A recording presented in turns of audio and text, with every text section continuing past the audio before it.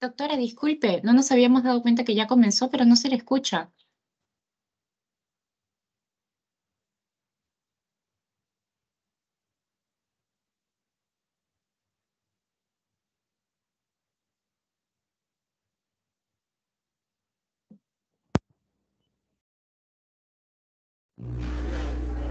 ¿Doctores?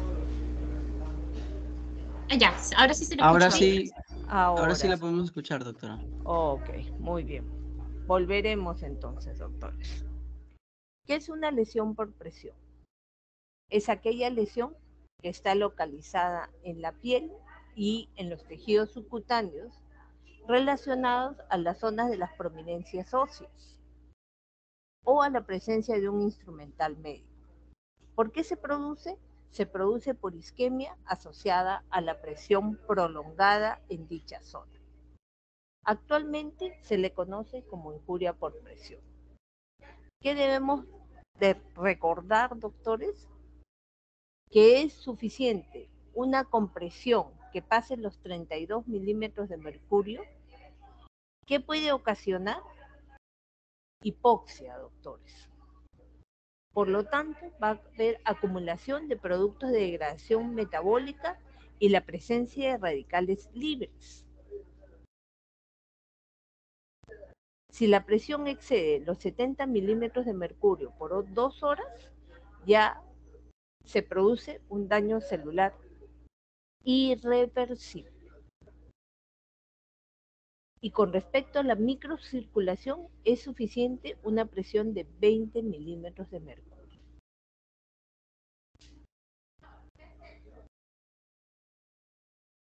Epidemiológicamente, ¿en quiénes se van a presentar la injuria por presión? Generalmente son pacientes adultos mayores. Mayormente en pacientes hospitalizados o en casas de reposo. Hay estudios peruanos en cual han encontrado que, por ejemplo, la frecuencia de úlcera de presión en un estudio del 2007 que se hizo en el Hospital Cayetano Heredia fue de 11.4%. En otro estudio que se hizo en el Hospital Hipólito Unanue, al cual pertenezco, es un estudio en el cual, ¿qué encontraron? Si bien es un estudio observacional, analítico y retrospectivo, ellos encontraron que las localizaciones más frecuentes de las lesiones por presión fueron a nivel sacro y de talón, y que los estadios más frecuentes fueron el 2 y el 4. Y los factores de riesgo que ellos encontraron, la relación fue que eran pacientes que estaban con hipoalbuminemia, anemia o linfopenia. Y ellos encontraron que había una prevalencia de úlceras por presión de 1.6 en general para pacientes adultos mayores, para pacientes adultos, y para adulto mayor llegaba hasta un 7.4%. En general, su presencia es un marcador de mal pronóstico. ¿Por qué? Porque te aumenta la mortalidad hasta 4 veces. Y si son de grado 3 o 4, es aproximadamente 50% dentro de los 6 meses. Pregunta, doctores, si ustedes tienen 2 pacientes de 80 años que vienen por neumonía, pero uno de ellos tiene úlceras por presión o injuria por presión, ¿cuál de ellos va a tener peor pronóstico? ¿Mayor posibilidad de moro y mortalidad o incluso mayor estancia hospitalaria? El paciente con úlceras, doctora. ¿Perdón? El paciente que tiene úlceras por presión. Perfecto. Exacto, doctor. ¿Cuál es otro dato importante que quiero que recuerden? Es que el 99% de los casos pudieron ser evitados, doctores. Por si acaso, ahora se considera un marcador de calidad de servicio en salud.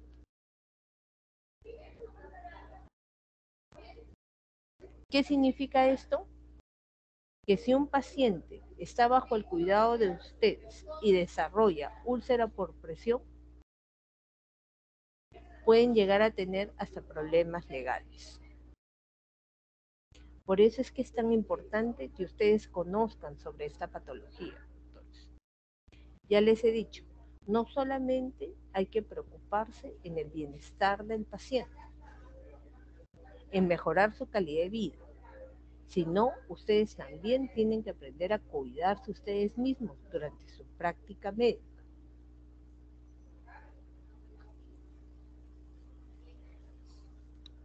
¿En qué unidades se ha visto que es más frecuente?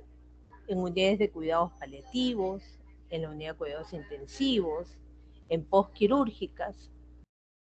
Yo les cuento un caso. Cuando yo trabajaba en una clínica, doctores, una paciente cuando estuvo en la unidad de cuidados intensivos desarrolló una úlcera por presión. La paciente al final es dada de alta, pasa a piso, ¿no? Y la familia obviamente le avisaron porque tenía una lesión por presión, ¿no? La familia demandó a la clínica, doctores, y la familia ganó. Y por si acaso, doctores, cuando uno ingresa a trabajar en una clínica, a ustedes le van a hacer firmar un papel, el que van a decir que ustedes saben que la clínica solamente le da la parte de hotelería. Y si algo pasara con el paciente, es responsabilidad de ustedes. Así que, recuerden, las lesiones por presión, en el 99% de los casos, pueden ser evitadas. Entonces nosotros tenemos que aprender a hacerlo. Primero, evaluando cuáles son los factores de riesgo para que un paciente presente o desarrolle una injuria por presión. Primero, hay factores intrínsecos. Dentro de ellos, enfermedades que te limiten la movilidad. Por ejemplo, un accidente cerebrovascular. ¿Qué otra cosa? Una fractura de cadera, por ejemplo. ¿Qué otra cosa? Una demencia severa.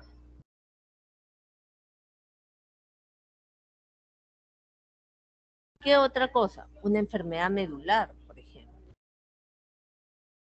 Un traumatismo encefalocraneano.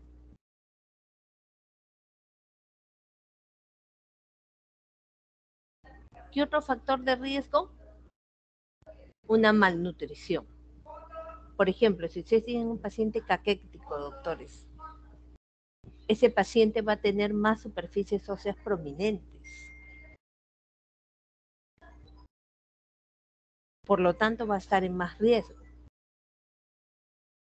Otro factor de riesgo son las comorbilidades, por ejemplo, la diabetes, el mismo envejecimiento de la piel, doctores.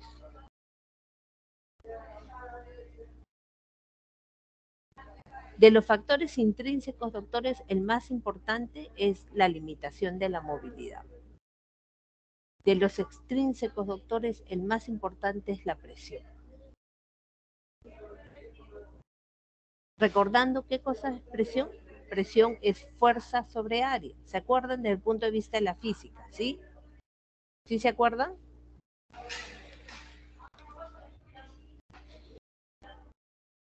Sí, doctora. Ok, bien. Entonces, si seguimos este punto, doctores, yo les hago una consulta. ¿Quién tiene más riesgo si tienen dos pacientes con movilidad limitada? O mejor dicho, el mismo paciente con movilidad limitada, pero que está acostado en su cama o cuando está sentado.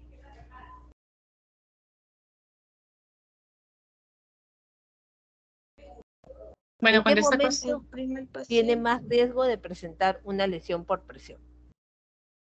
El que está tirado en su cama. ¿Cuándo está Sí. qué? Tirado en su cama. Cuando está echado, cuando está acostado. Sí. ¿Les parece? ¿Todos de acuerdo?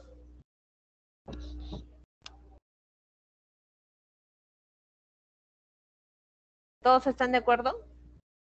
En realidad, o sea, mientras más área haya, es menos, ¿no? Es menos la presión.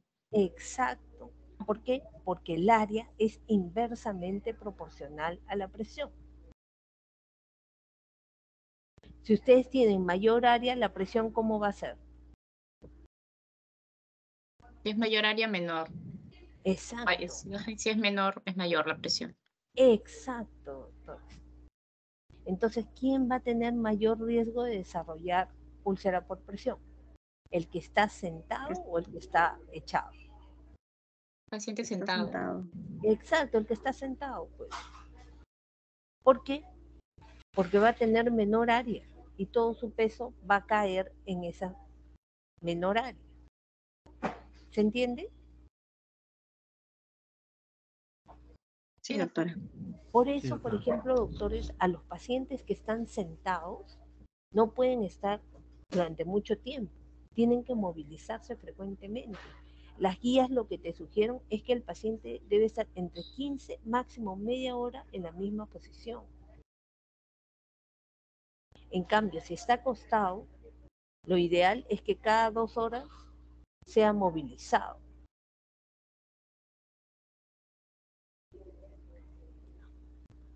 Los otros factores son la fricción o roce. El tercero es el cizallamiento, que son fuerzas paralelas en diferente sentido, especialmente en un ángulo de 30 grados, donde también juega la fuerza de la gravedad y la de fricción. Y el cuarto punto es la humedad. Por eso es tan importante que un paciente no se quede con el pañal sucio. Por eso es que ustedes tienen que hacer copartícipes del cuidado, no solo a su personal de salud, que va a estar a cargo de ustedes, sino a la familia y a los cuidadores. ¿Por qué? Porque si el paciente defeca o se orina, hay que cambiarlo prontamente. Aparte que hay que estar movilizando. Entonces, aquí les muestro una figura que es básicamente para que puedan tener en consideración nuevamente cuáles son los factores. Tenemos el problema de la inmovilidad asociada a la presión, que te va a ayudar al desarrollo de la úlcera, donde obviamente los factores intrínsecos adicionales como malnutrición, deficiencia de vitaminas,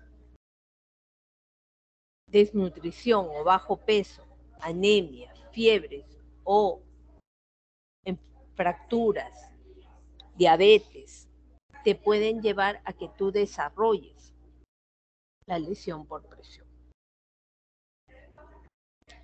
¿Dónde son las zonas más frecuentes, doctores?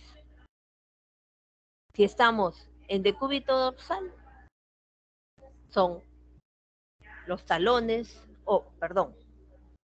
los talones, la zona sacra. Si estamos en decúbito lateral, la zona de los maleolos, de los cóndilos, los trocánteres, las costillas, el pabellón auricular. Si estamos en decúbito prono, o sea, boca abajo, los dedos, las rodillas, la zona de los genitales, las mamas. Y yo he visto úlceras por presión en todas esas zonas. Entonces,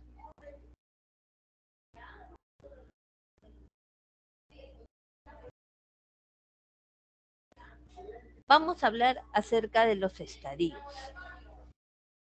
Tenemos el primer estadio, que es básicamente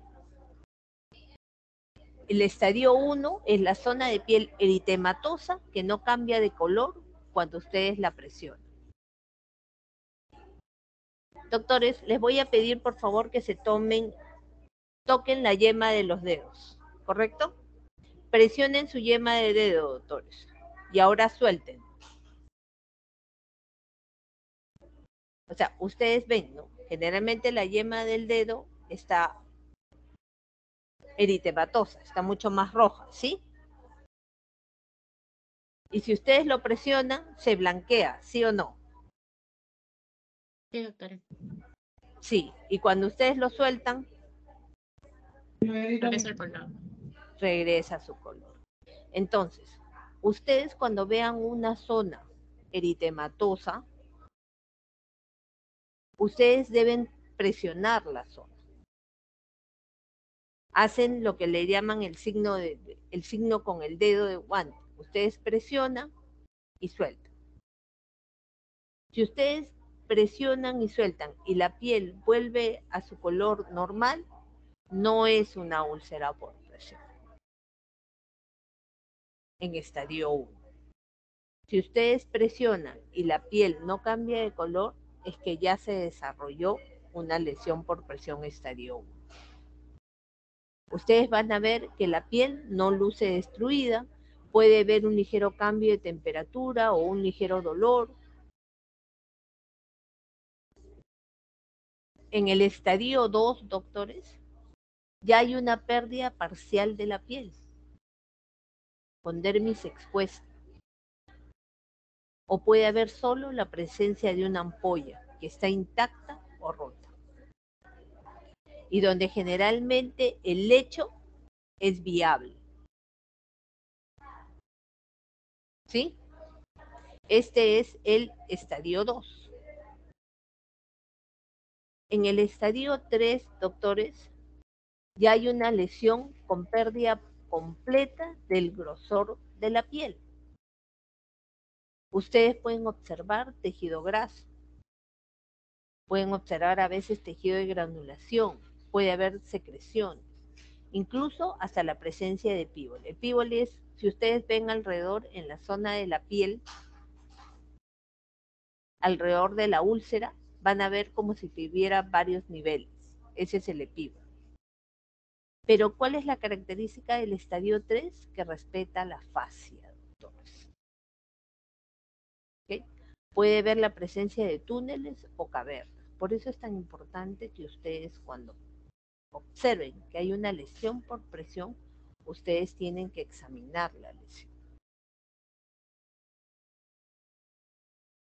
Y el estadio 4, doctores, es cuando ya compromete la fascia. Por lo tanto, ¿qué pueden ver ustedes? Músculo. Pueden ver tendones. Pueden ver articulaciones, incluso hueso. También puede tener secreción. Pueden observar, obviamente, también necrosis, ¿no?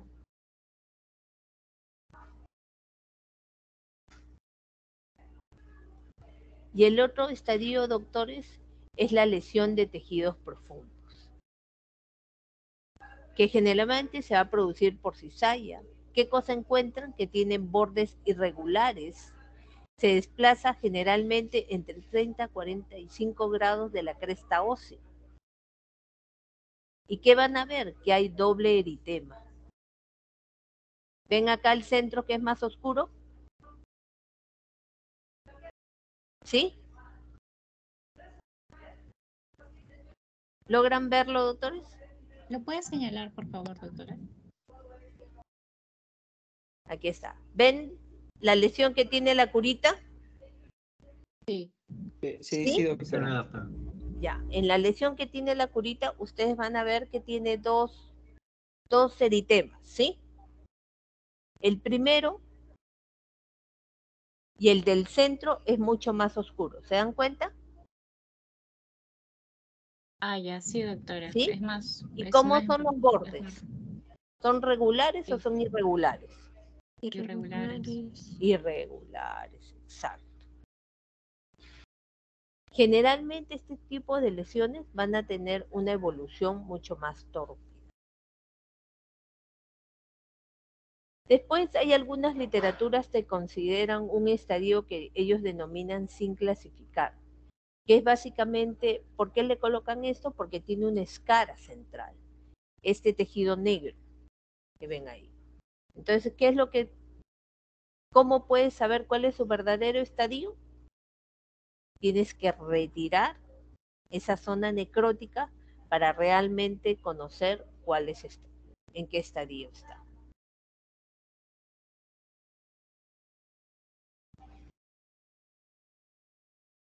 ¿Qué creen ustedes que nosotros debemos evaluar cuando nosotros encontramos lesiones por presión? Obviamente nos va a interesar colocar dónde están localizados, cuántos son, en qué estadio se encuentran, cuál es el área aproximada de las lesiones, qué tipo de secreción tiene, es verdosa, es serohemática, es blanquecina, ¿cómo es? ¿Tiene olor? ¿No? ¿Cómo está el tejido del lecho ulcerado?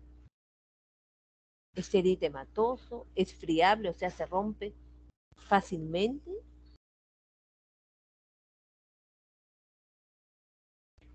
¿Hay túneles? ¿Hay cavernas?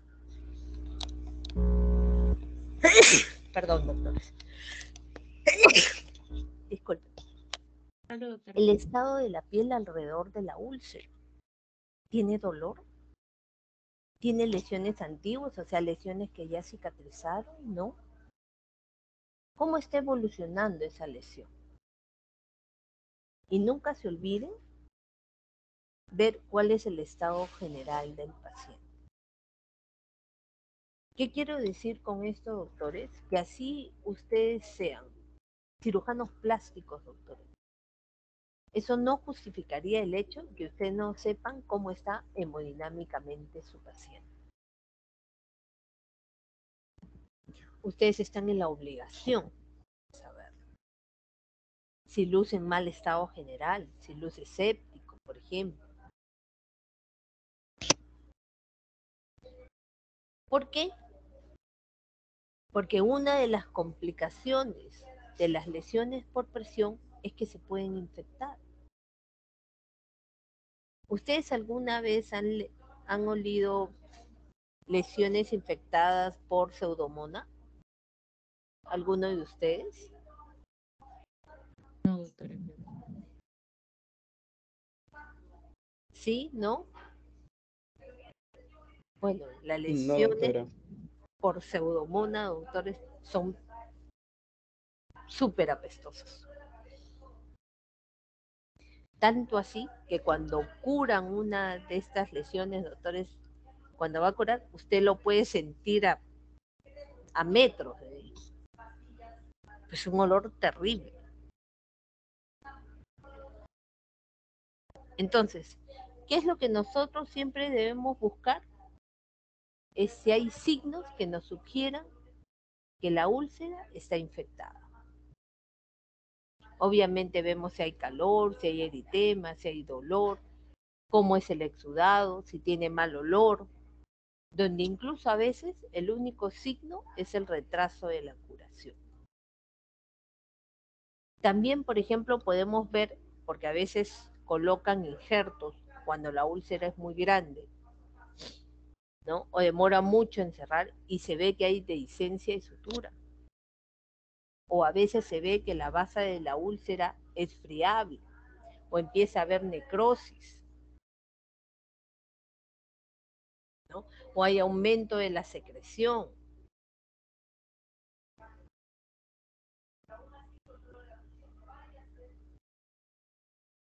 Entonces, ¿cómo yo sé, por ejemplo, si tengo un paciente delante mío, le inicio la historia clínica y puedo determinar si el paciente tiene riesgo o no de sufrir úlceras por presión?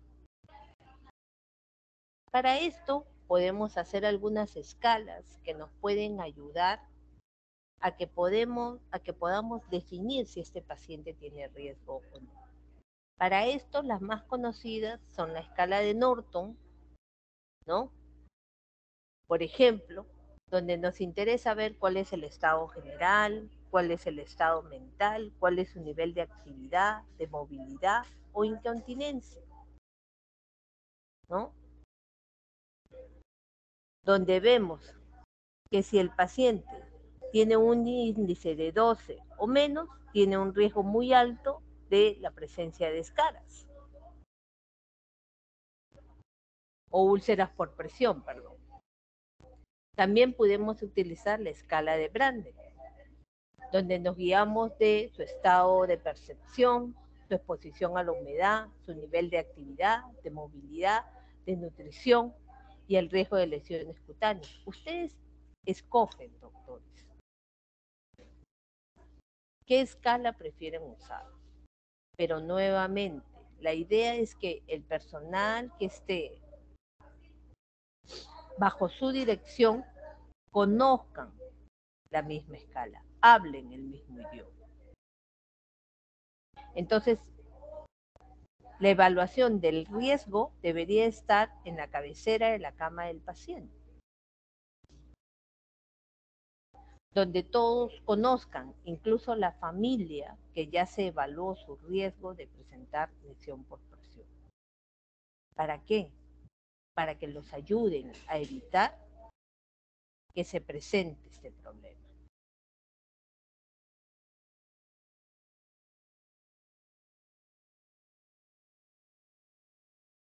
¿Y qué podemos hacer? Inspeccionar la piel de manera regular. ¿Con esto qué quiero decir? Que cuando ustedes conocen al paciente, por ejemplo, por primera vez, doctores, ustedes tienen que evaluar toda su piel. Nuevamente, ahora se considera un marcador de atención en salud. Entonces, ustedes tienen que ver si el paciente ingresa ya con lesiones por presión o no.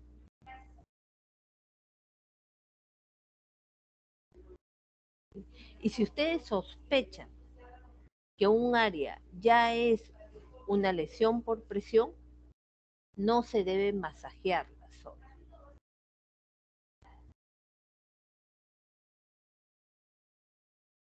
Y aparte de eso, ustedes ya tienen que hacerle presente a la familia cómo están trayendo al paciente.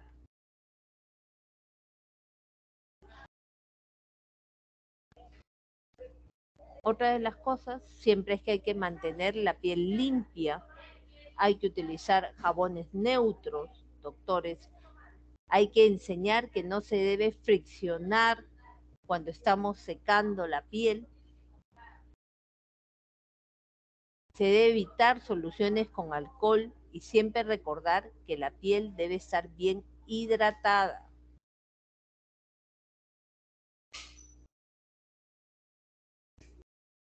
Otra de las cosas, doctores, la movilidad. Idealmente, según refieren las guías, debería haber documentos institucionales donde se indique cuál es la frecuencia de los cambios posturales. Cuando el paciente está acostado, idealmente el paciente tiene que ser movilizado cada 2 horas, doctores. Tienes que cambiar los puntos de presión, aparte de utilizar superficies que disminuyan la presión. Por ejemplo, puedes usar colchones neumáticos, eso que le llaman colchones antiescaras, que se conectan en el enchufe y son como unos globos que se inflan y se desinflan, que van cambiando el punto de presión. Yo hago una pregunta, doctores. ¿Ustedes han visto esos, ¿cómo se llama? Estos que sirven para que tú te sientes que son como unos picarones, que tienen forma de picarón, que los inflas? Sí. ¿Han llegado a ver? Que son como unas llantitas. Sí, sí, doctora. Ok. Sí, doctora. Quiero que ustedes piensen. Antiguamente se usaba eso. Es un aditamento que solían usar mucho la gente porque creían que si el paciente, por ejemplo, tenía una úlcera por presión en región sacra y lo sentaban allí y la úlcera quedaba en el hueco, ¿no? la úlcera iba a ir mejor. ¿Ustedes qué creen? ¿Va a ir mejor o va a ir peor?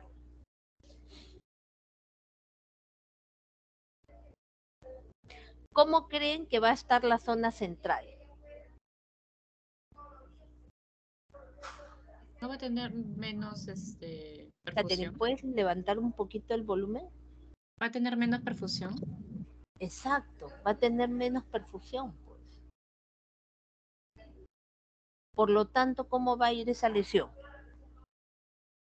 Peor, no va a evolucionar bien. Va a estar peor.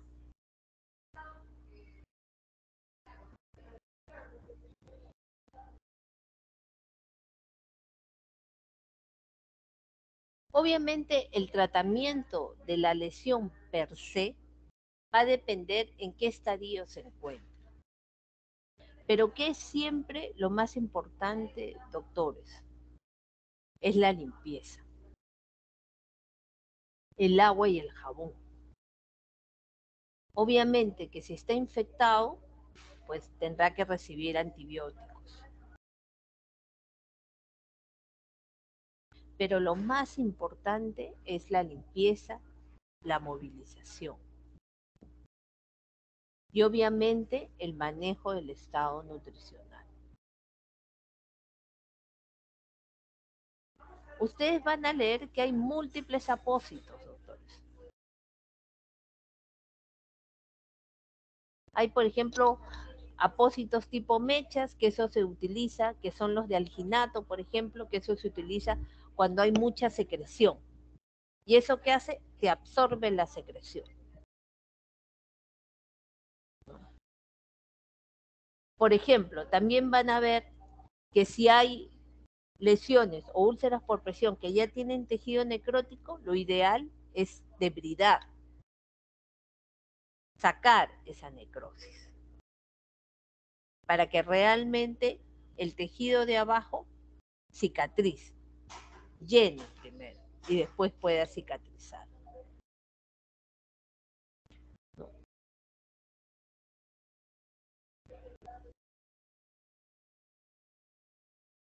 O por ejemplo, si hay presencia de mal olor o hay presencia de infección, nuevamente ustedes pueden usar los alginatos para que absorba la secreción.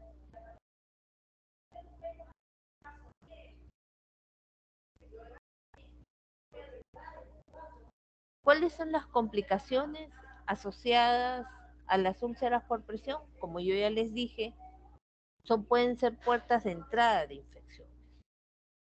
Entonces, si es un grado 4, podemos llegar incluso a ver osteomielitis.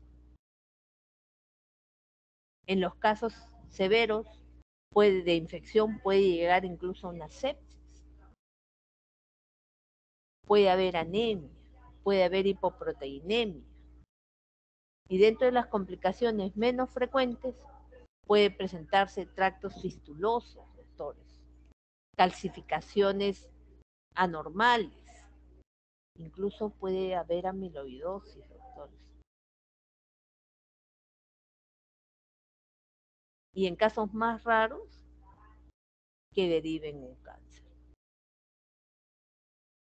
Aquí les he traído unas fotografías que les pido que observen, donde van a ver asociado, por ejemplo, a una sonda nasogástrica.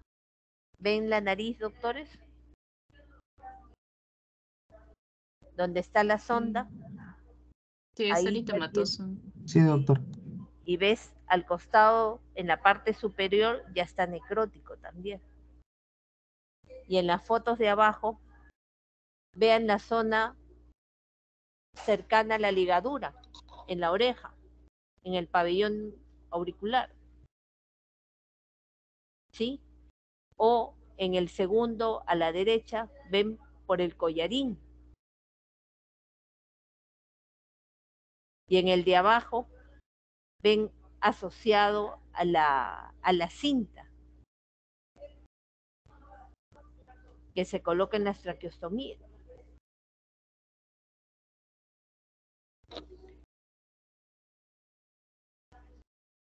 Nuevamente, ¿qué es lo más importante, doctores? La prevención.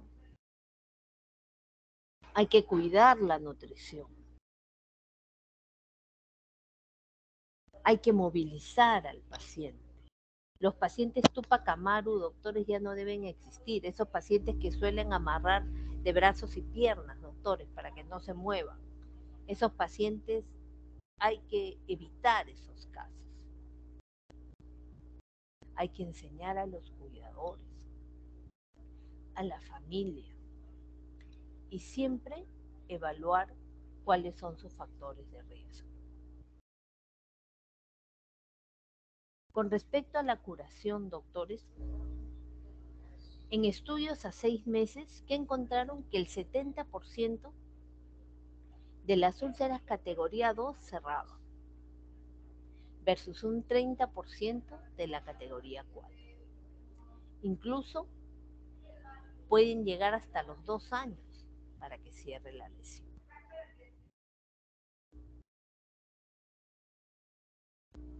¿Qué debo llevar a casa? ¿Qué debo recordar? Que las lesiones por presión se producen por isquemia, donde la inmovilidad es el factor intrínseco más importante, porque el extrínseco más importante es la presión. Es un indicador de calidad de atención y de morbimortalidad. Evaluar al paciente desde su ingreso, doctores. El estadio 1 es la zona de piel eritematosa que no cambia de color al presionar. El estadio 2 es la lesión con pérdida parcial de la piel y la dermis se ve expuesta, o incluso la presencia de una ampolla. El estadio 3 es la lesión ulcerada que respeta la fascia. El estadio 4 es cuando ya sobrepasa la fascia y puedes ver músculo, hueso. Y la lesión de tejidos. Eduquen. Eduquen a su personal y eduquen a la familia. Cuiden a sus pacientes y cuídense ustedes mismos. No se metan en problemas innecesarios. Doctores, no sé si tendrán alguna pregunta, por si acaso les he enviado una revisión al chat de esta reunión. Espero que lo hayan visto, donde hay una revisión de lesiones por presión y de los cuidados que hay que hacer. ¿Tendrán alguna pregunta, doctores? Doctor, una consulta. Dígame, Caterina. Cuando nosotros hacemos la evaluación del riesgo de úlceras, ¿qué es lo que se hace dependiendo de cada evaluación? O sea, de cada, si es severo, si es intermedio, si es leve. ¿Damos alguna indicación al paciente o solamente lo colocamos puesto en la historia? Bueno, lo que ustedes tienen que hacer es colocar si el paciente tiene riesgo de presentar úlceras por presión. Si tiene riesgo, ustedes lo colocan allí, lo colocan en la historia y lo colocan en la cabecera del paciente. Entonces, todo el personal que está a cargo de ustedes y la familia del paciente tiene que ser educada acerca de qué es lo que tiene que hacer para que esa úlcera, que si es que el paciente tiene, no se complique más, o evitar que se produzcan otras. Entonces tú ya sabes qué es lo que tienes que indicar. Por ejemplo, en tu RP, ¿qué tienes que poner? Que haya movilización frecuente del paciente. ¿Sí? Sí. Tú tienes que poner movilización cada 2 horas. Presencia de familiar permanente. Utilización de colchón neumático.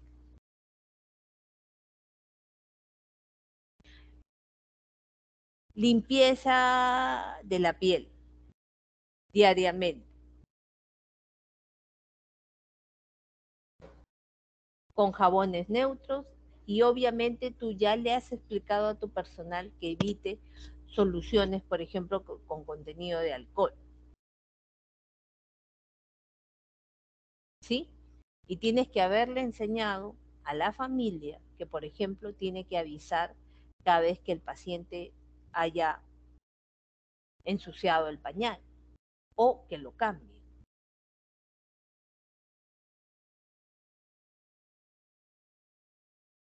Y que aparte, después del baño, siempre hidraten la piel del paciente.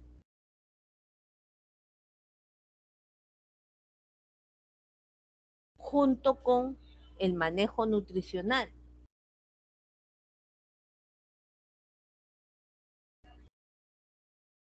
¿Sí?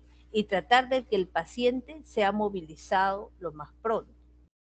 Te doy un ejemplo. Si tú tienes una paciente, por ejemplo, con una fractura de cadera, ¿correcto? Tú ya Sí, sabes doctora. que dentro de las 48 horas, lo ideal es que el paciente sea operado.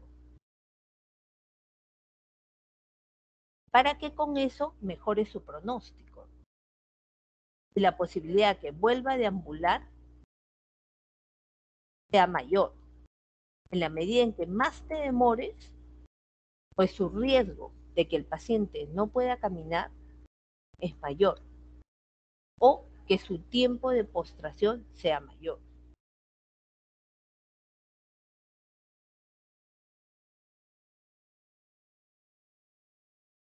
¿Se entendió?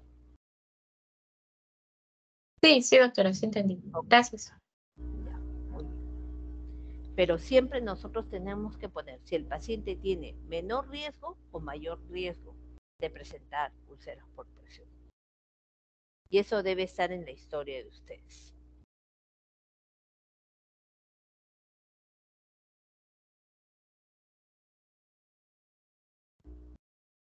¿Alguna otra pregunta, doctores? Si no, ya pasamos a la exposición.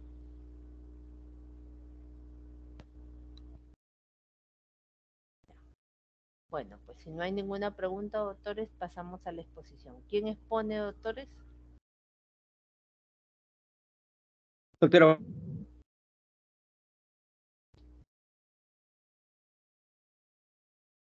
buenas tardes. Me tocaría exponer a mí. Ya, muy bien, doctor Lozano. Eh, ¿Comparto? Por supuesto. Ok.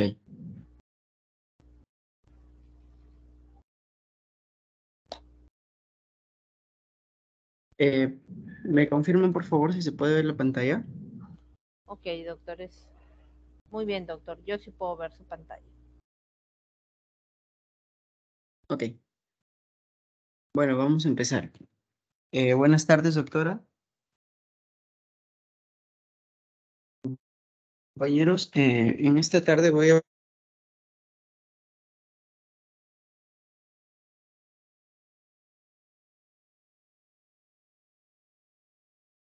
Sí, no es, se está entrecortando tu audio. hablar acerca de la incontinencia urinaria. Doctora, Doctor, se entrecorta su audio. ¿sí, sí se me ve? Sí, perdón. Eh, sí, doctora, disculpe, tengo problemas con la red. Ok. Pero bueno, vamos a avanzar. Hablaba acerca de la incontinencia urinaria y las definiciones que podemos encontrar. Particularmente encontré yo dos definiciones. La primera es de la OMS, que define la incontinencia urinaria como la pérdida involuntaria de la orina que está demostrable objetivamente y que da problemas sociales e higiénicos a la persona a quien lo padece. Y la segunda definición es de la Sociedad Internacional de Continencia, y esto va a definir a la incontinencia urinaria de una manera más simple como toda queja de pérdida involuntaria de orina, así tal cual, ¿no? Y entonces, pues esas son las definiciones. Y bueno, la continencia urinaria se considera en el adulto eh, que debería de mantenerlo ya cuando sea un anciano, ¿no? Y esto es independientemente de su edad.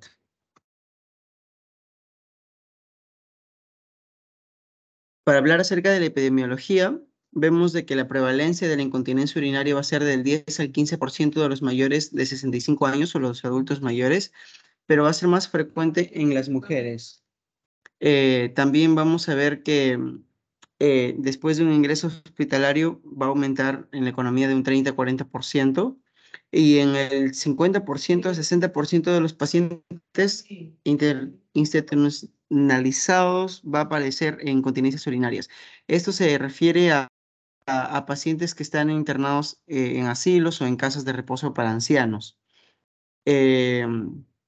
Cuando ya pasan los 80 años, los pacientes, el 53.3% aproximadamente va a presentar incontinencia urinaria y un dato es de que solo 1 de cada 3 pacientes va a acudir a la consulta médica.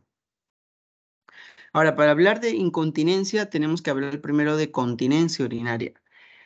Y la continencia urinaria se va a caracterizar por estas características que vamos a mencionar a continuación. Primero está el almacenamiento adecuado de la orina en la vejiga. Esto tiene que ser de manera adecuada. También tiene que, así como se almacena, también tiene que vaciarse. Va a haber un vaciamiento adecuado de esta orina. También tiene que el paciente tener la capacidad cognitiva para percibir el reflejo miccional. Este paciente también tiene que presentar una movilidad adecuada para el uso del sanitario y tiene que haber ausencia de barreras arquitectónicas. A esto se refiere pues como el acceso fácil que pueda tener el paciente, el adulto mayor, hacia el sanitario, ¿no? Y pues que no haya, por ejemplo, usos de escaleras, ¿no? O alguna otra arquitectura que le pueda impedir hacer el uso del baño. Ahora, en la incontinencia urinaria va a tener algunos cambios que van a predisponer a esta patología, ¿no? La incontinencia urinaria. Y los cambios van a ser la disminución de la capacidad vesical y también la capacidad para posponer el vaciado.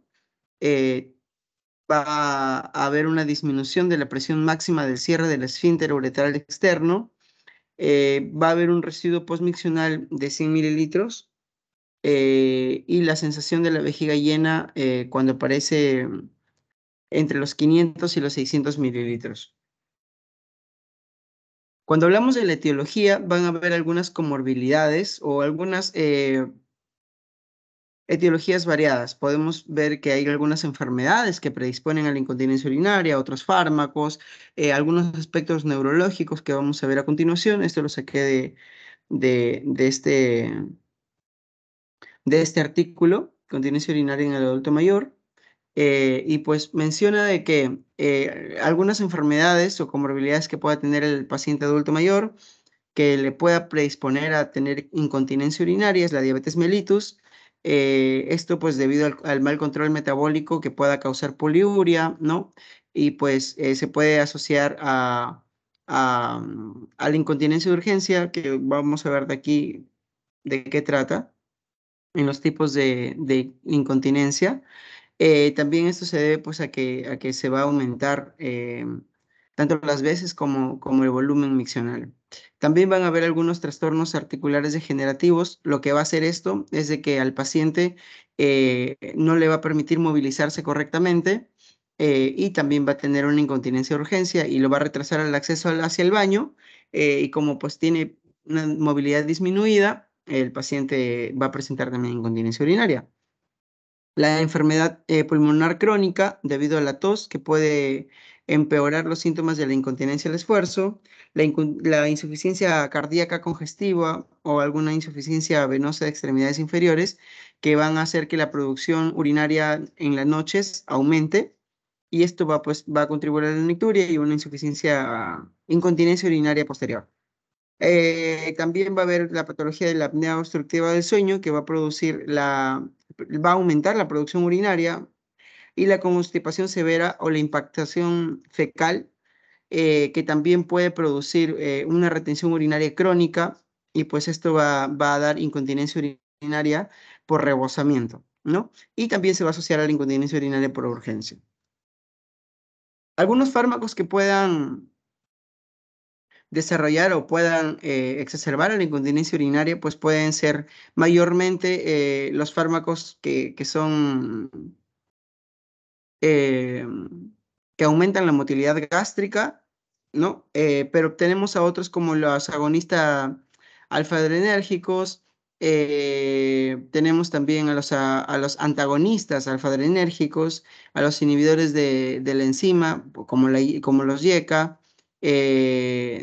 a los anticolinérgicos, algunos bloqueadores de canales de calcio, los diuréticos también van a causar una diuresis forzada, algunos opioides que pueden contribuir a exacerbar a esta incontinencia urinaria, algunas drogas psicotrópicas que estas van a causar confusión y deterioro de la movilidad del paciente, y otras como la gabapentina, las glitazonas, ¿no? Algunos AINES que puedan causar edemas, y pues esto puede llevar a una incontinencia urinaria ocasionada por una poliuria o una nicturia.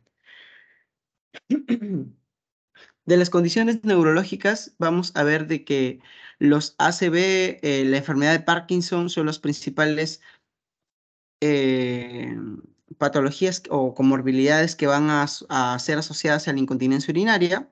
Esto debido a que pues, en el accidente cerebrovascular o ACV, se puede precipitar una incontinencia de urgencia, ¿no?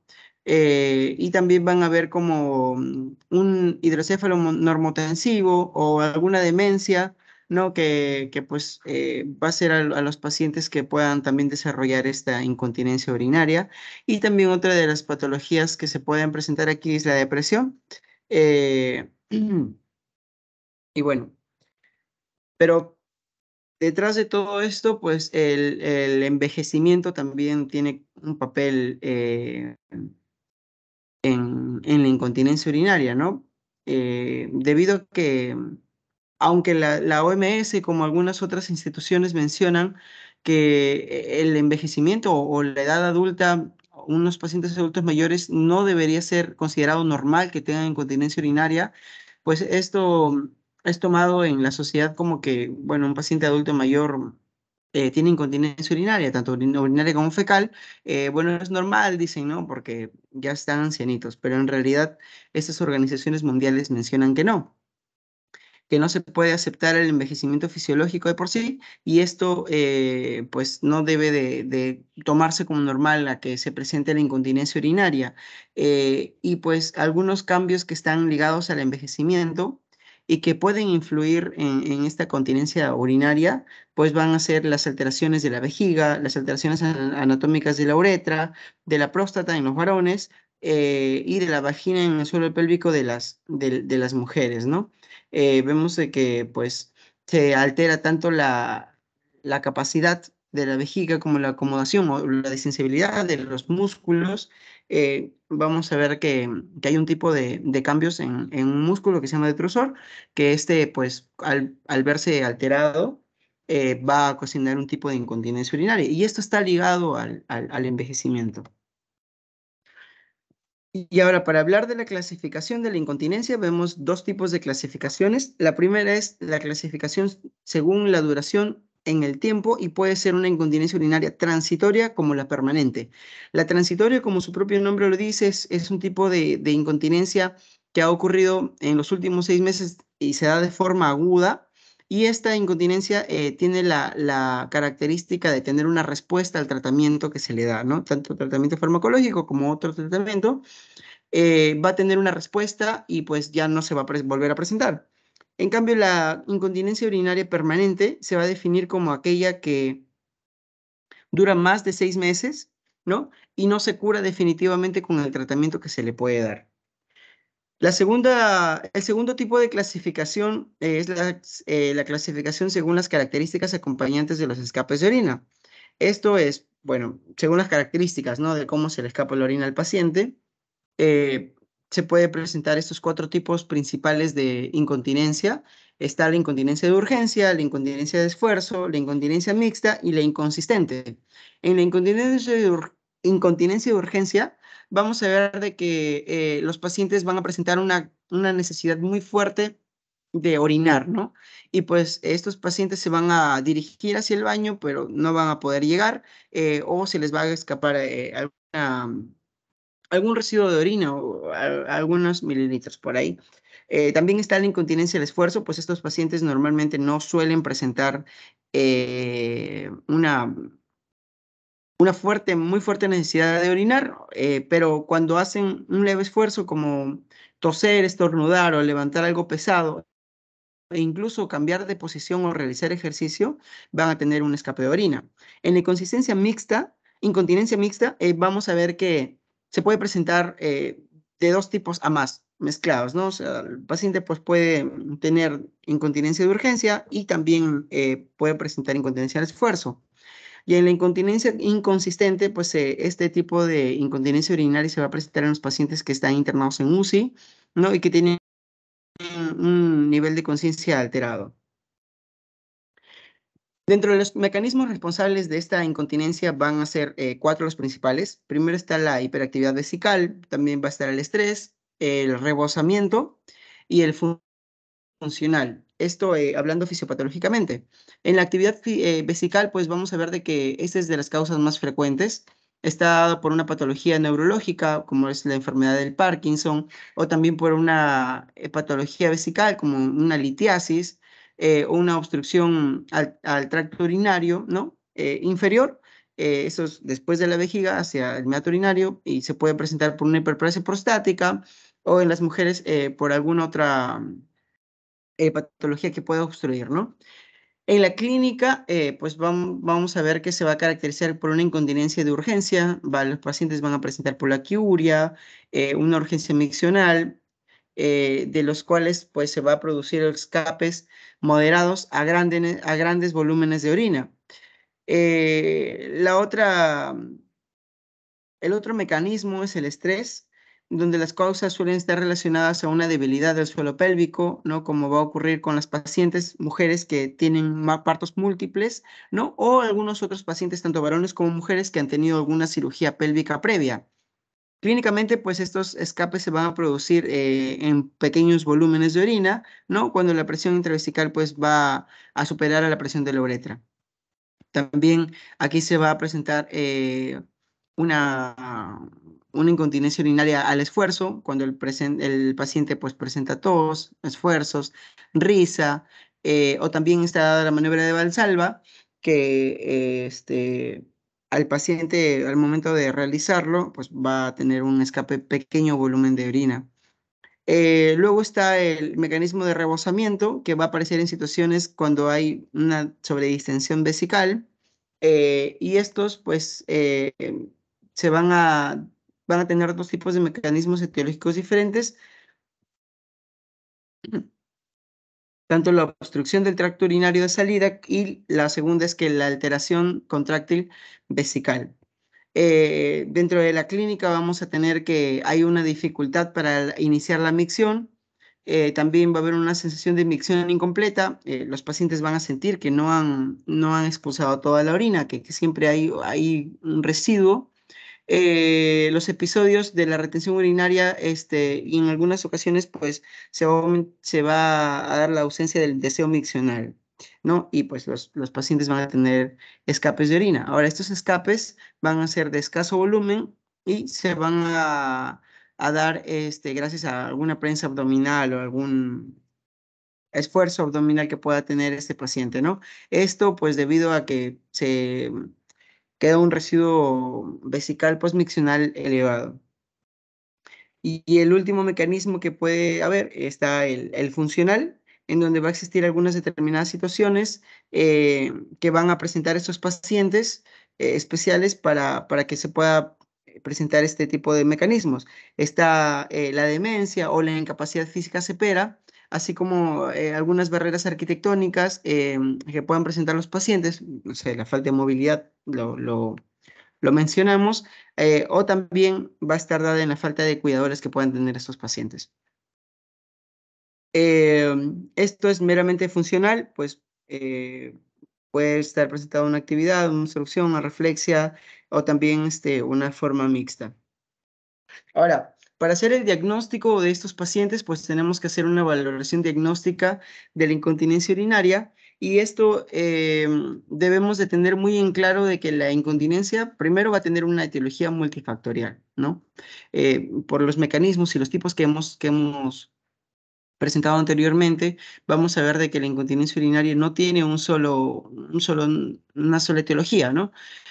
Pueden estar dados múltiples etiologías. También vamos a ver de que la incontinencia, vamos a caracterizar o vamos a identificar a la incontinencia de base, que cada paciente pues va a tener, son diferentes, y pues estas deben estar caracterizadas por la clínica, la funcionalidad, las expectativas de vida, también la situación del paciente actual, cómo está, ¿no? Si es que está postrado o no. También vamos a ver de que hay dos tipos de niveles de diagnósticos. Primero está el básico, que puede ser realizado por un médico general o por algún personal de salud médico que no es especialista en el tema. Y está también el avanzado, ¿no? Que está dado ya por la evaluación geriátrica especializada como tal.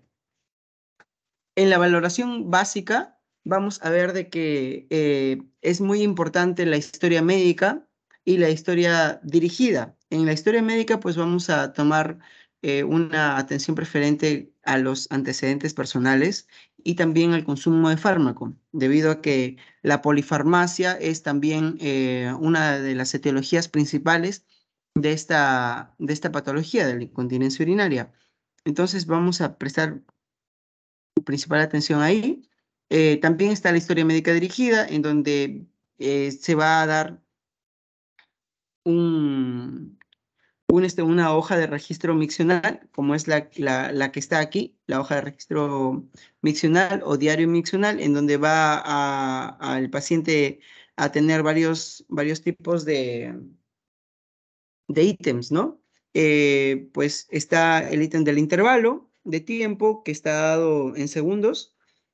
También está para marcar si es que la micción es voluntaria o involuntaria, el motivo, el por qué tuvo ese escape de orina, pues puede ser porque se rió, porque levantó un esfuerzo, porque levantó mucho los pies, y también el volumen que pueda estar el paciente haber tenido, ¿no? El volumen del escape de orina, si es que es poco o mediano o bastante. También hay otras anotaciones que pueda anotar aquí el paciente, como la ingesta de líquidos o el número total de absorbentes utilizados como los pañales, por ejemplo, ¿no? Y algunas otras anotaciones que pueda realizar el paciente. Ahora, también es importante conocer cómo se encuentra la movilidad del paciente, si es que tiene la habilidad para levantarse de una silla o al menos recorrer 3 metros. Eso también es fundamental, debido a que hay una característica o hay un tipo de incontinencia urinaria ya presentado anteriormente, y también es importante poder realizar el test del mini mental test, en donde vamos a evaluar la capacidad mental de esos pacientes. En la exploración física, pues vamos a dirigir todo hacia descubrir las alteraciones anatómicas que pueda tener estos pacientes, ¿no? Y que puedan ser responsables estos de la pérdida de la incontinencia. Vamos a tener un examen abdominal, vamos a realizar un tacto rectal, un examen vaginal y también un examen neurológico, que es importante. También es importante también la medición del residuo postmiccional, y si es que se demuestra un residuo elevado, que significa esto mayor a 100 centímetros cúbicos, pues esto nos va a orientar a un encontró.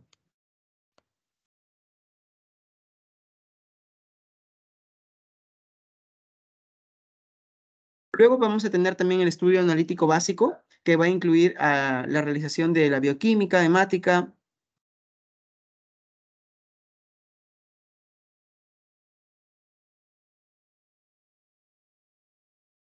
Doctora, ¿se me puede escuchar? Sí se te escucha. Ah, ya, perdón. Pensé que se me había ido el internet. Doctor, sí se escucha. Bueno, sí.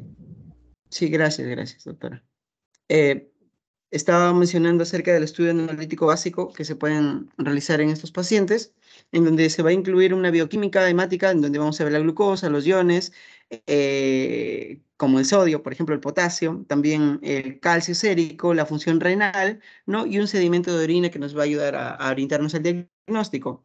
Ahora, está también la valoración ampliada o también llamada la valoración especialista para un estudio ampliado. Esto, pues, se va a dar si es que se evidencia o se sospecha de alguna patología subyacente. Ahora, ¿cuándo vamos a presentar esto? Cuando veamos las siguientes características y pues lo vamos a derivar al paciente, ¿no? Hacia un especialista, que en este caso los geriatras. Pues aquí vamos a ver si es que va a haber una dificultad para catetizar al paciente con catéter. Cuando hay un residuo postmiccional elevado, también es una indicación de referencia.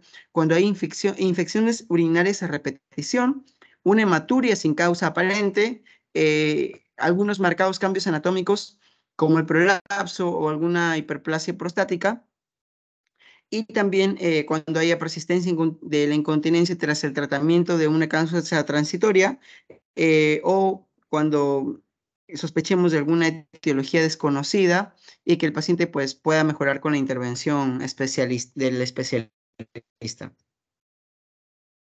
Ahora, si es que hablamos de tratamientos, pues vamos a tener dos tipos de tratamientos. Está el tratamiento médico farmacológico y también está el tratamiento quirúrgico. En el tratamiento médico, pues vamos a tener algunas medidas generales, ¿no? Que estas va a estar puestas para todos los pacientes. Les vamos a recomendar que son las medidas higiénico-dietéticas, está la reducción de los fármacos potencialmente implicados en la aparición de la incontinencia, como los fármacos que hemos mencionado anteriormente en una tabla, y también está la modificación del hábitat del anciano, para que éste pues pueda, de repente no puede llegar tiene una incontinencia de urgencia, ¿no? Imagino, y pues no puede llegar por algunas alteraciones arquitectónicas que pueda tener en su casa. Entonces se le debe mejorar el hábitat o el lugar de donde vive estos pacientes, ¿no? Estos son como tratamientos o son las medidas generales que se le debe de aplicar a todos los pacientes. Pero hablando ya de tratamiento específico, pues los tratamientos, tanto el médico como el quirúrgico, van a ser dirigidos hacia pacientes específicos como tal, con características específicas. El paciente médico, discúlpeme, el tratamiento médico o el conservador también conocido, pues va a estar dado hacia pacientes que no tengan alteraciones muy marcadas como tal, ¿no? Este tratamiento pues puede estar con ejercicios, puede ser dado con ejercicios del piso pelviano, o, algunos ejercicios de Kegel, ¿no? Que son conocidos por nosotros, el reentrenamiento vesical, el evitar hábitos retencionistas con menciones regulares, ¿no? También está dado la estrogenoterapia con estriol de 500 microgramos por día.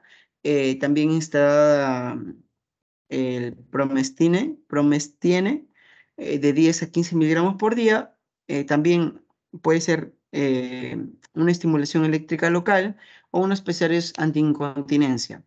Y en el tratamiento quirúrgico, pues va a haber una colposuspensión retropúbica o cirugía de Burch y otras operaciones como los cabestrillos del cuello vesical, alguna operación con aguja, ¿no? O la cirugía de Pereira, también conocida.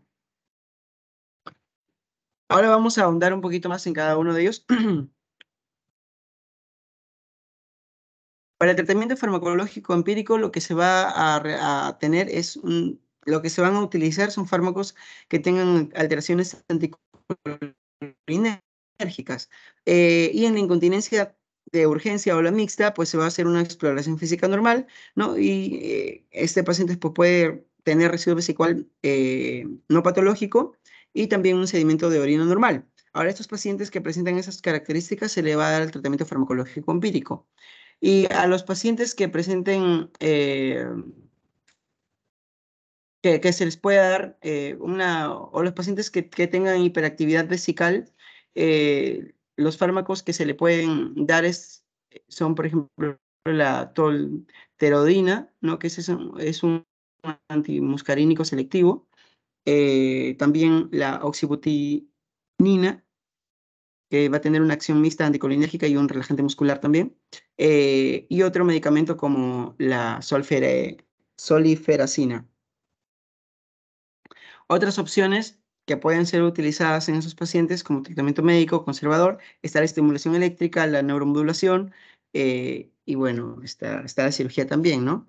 En las técnicas de modificación de la conducta adicional de esos pacientes, lo que se va a realizar son los ejercicios del suelo pélvico o los ejercicios de Kegel, y también está el reentrenamiento vesical, dentro de los cuales está el entrenamiento del hábito miccional o las micciones programadas que se les puede hacer a estos pacientes. También está el tratamiento de las causas transitorias. Esto ya es un poco más específico de acuerdo a las causas que puedan tener. De repente, pues si es que es una causa infecciosa, se les va a dar antibióticos, o si es que es de otro tipo de causas, se les va a dar estrógenos. También se les va a corregir a las alteraciones metabólicas o una rehabilitación física, ¿no? Esto ya es un tratamiento un poco más específico dependiendo de la etiología de cada paciente. También está el tratamiento de la incontinencia urinaria por estrés, la cual pues, puede ser quirúrgico o puede ser farmacológico.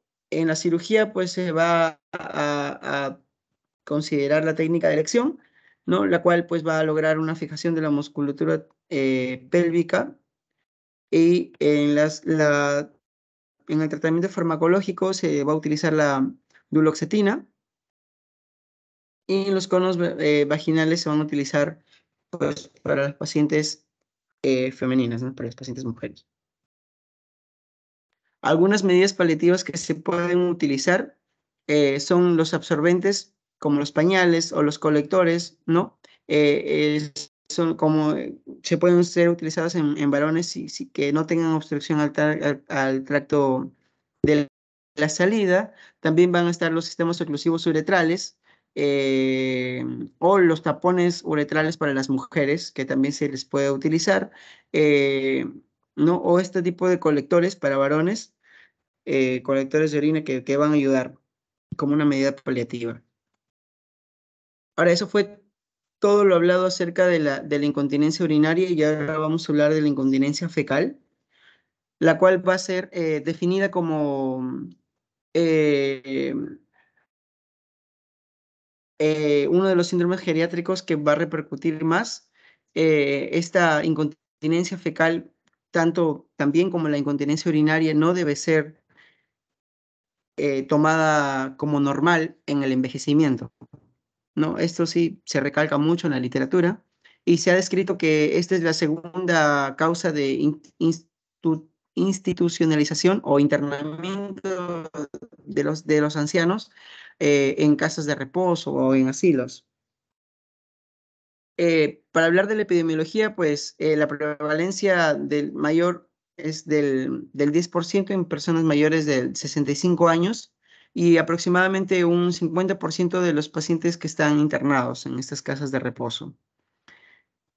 Pues debido a que este tipo de patologías es un poco vergonzosa para el paciente, no siempre va a ser informada hacia el médico, y pues estima que normalmente esto sea tomado por alto, y no es diagnosticado a tiempo, ¿no? Por los pacientes, por los médicos, y pues esto va a haber una participación quizá un poquito más elevada cuando esos pacientes se encuentren con un cuadro clínico de incontinencia urinaria, y recién se va a poder diagnosticar este cuadro.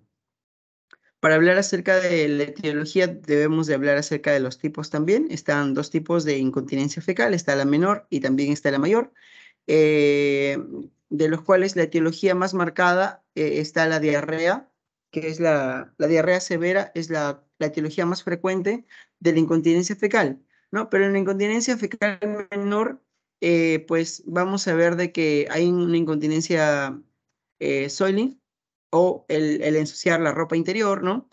pues esto puede estar dado a una etiología de mala higiene, a algunas hemorroides trombosadas, algunas otras enfermedades perianales, también a la diarrea o la inmovilidad, dependencia o depresión.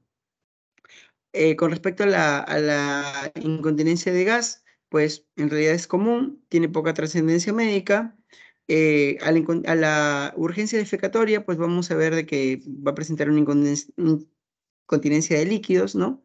Cuando las heces son líquidas, pero estos pacientes no son capaces de mantener la continencia hasta el baño, hasta llegar al baño, ¿no? Y las causas más frecuentes está la proctocolitis inflamatoria, el colon irritable o la diarrea severa. Y en los tipos de incontinencia fecal mayor ya va a haber una pérdida de la continencia o la pérdida de los pacientes que puedan mantener, pero ya para heces sólidas, ¿no? La incontinencia fecal menor está dado para heces líquidas y la incontinencia fecal mayor para heces sólidas. Aquí pues va a haber una lesión del suelo pélvico, pues eso puede ser posquirúrgico, puede ser obstétrico después de haber tenido muchos hijos o muchos partos, o también puede ser dado de manera traumatológica, o algunas anomalías congénitas anorrectales. En los fármacos vamos a ver de que algunos laxantes o antibióticos van a ser causas de esta incontinencia.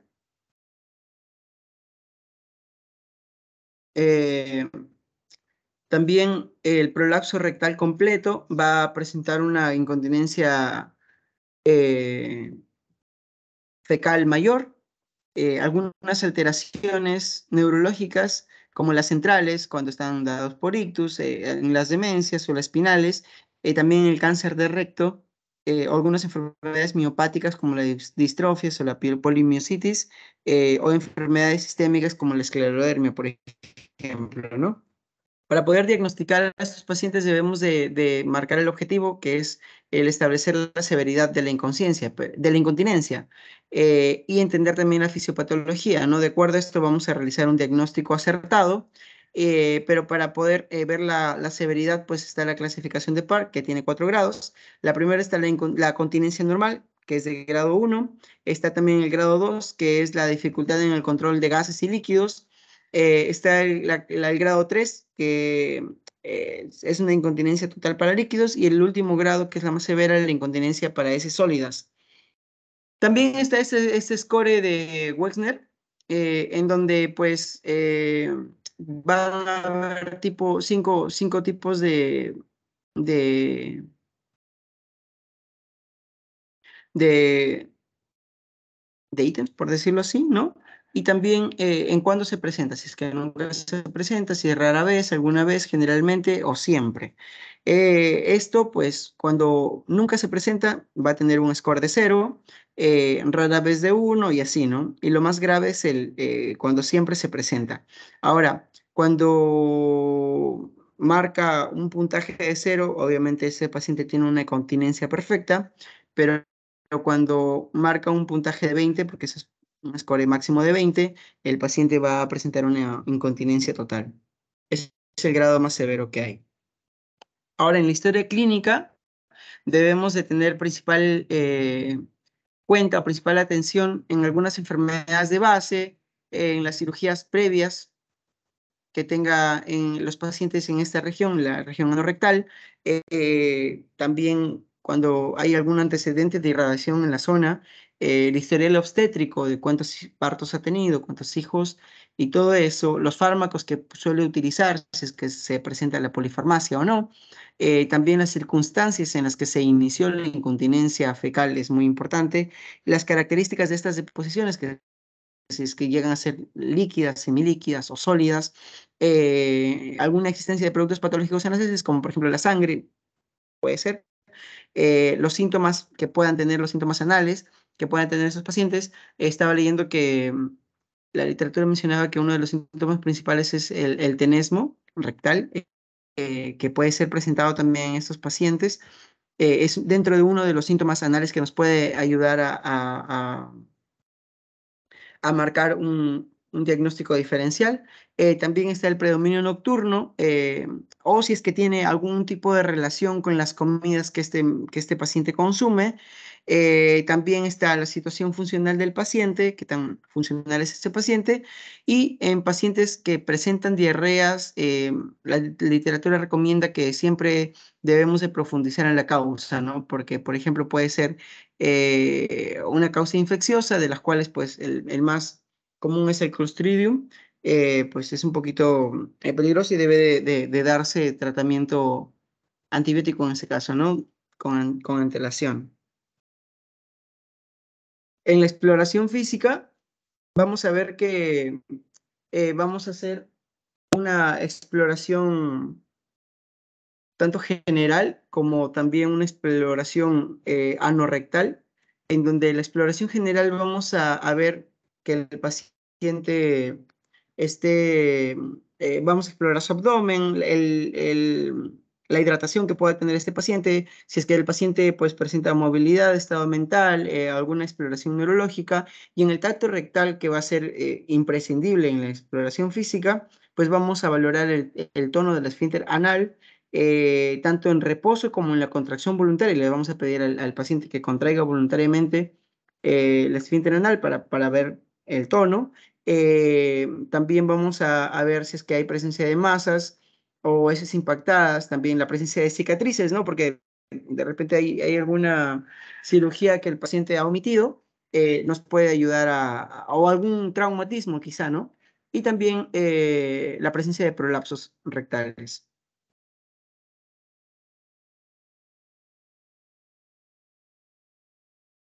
Eh, Podemos hacer uso de algunas pruebas complementarias para poder afianzar el diagnóstico. Está, por ejemplo, la radiografía de abdomen, la endoscopía, el enema opaco, una defecografía, una ecografía endonal, que nos puede ayudar ya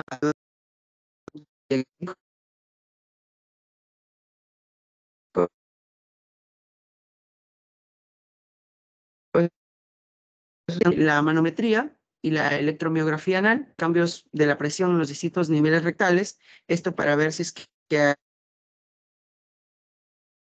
hay una anomalía en los esfínteres. Esto pues va a ser útil para valorar los traumatismos esfinterianos de los esfínteres. Y en la electromiografía anal nos va a ayudar a localizar las alteraciones del pudendo y de los esfínteres también, ¿no?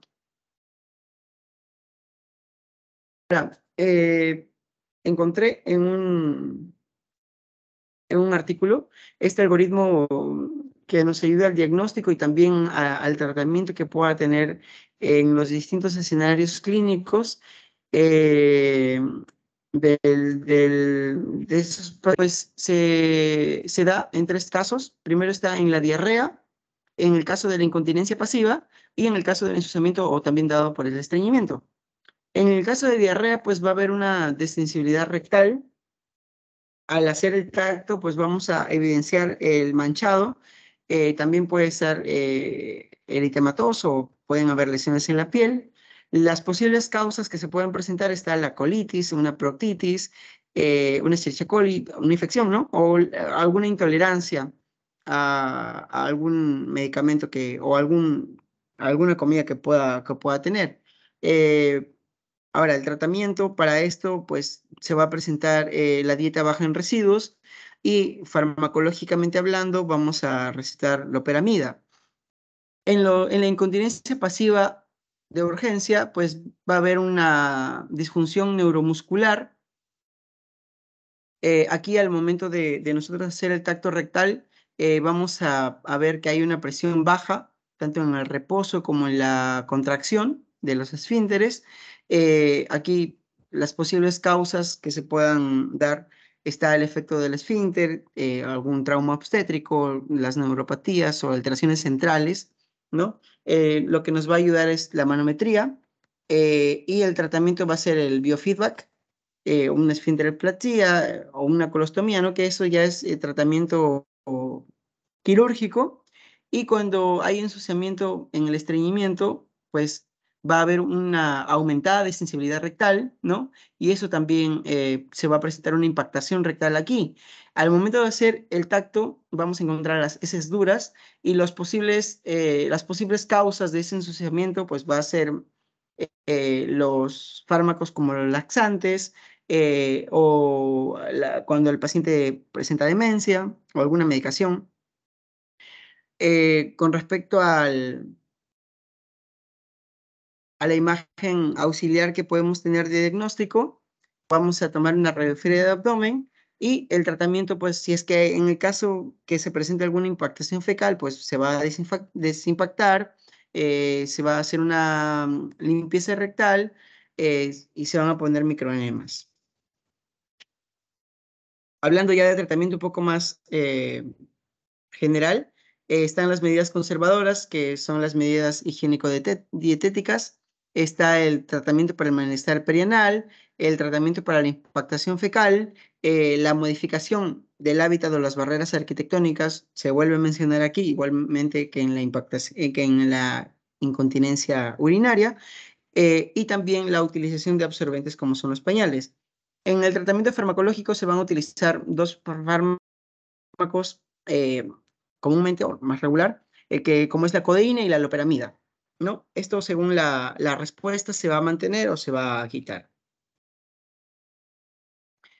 Después están los tratamientos quirúrgicos, que está la reconstrucción quirúrgica como la esfenteroplastía o la cirugía de hemorroides, está la cirugía del prolapso rectal, algunas colostomías, y también está el biofeedback, que va a estar dado por dispositivos electrónicos o metálicos, que se van a ver los resultados en los ejercicios musculares que puedan presentar los pacientes. Y bueno, gracias, doctor. Eso sería todo por mi exposición.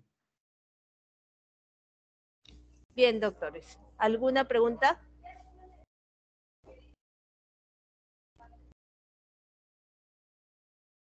Ok.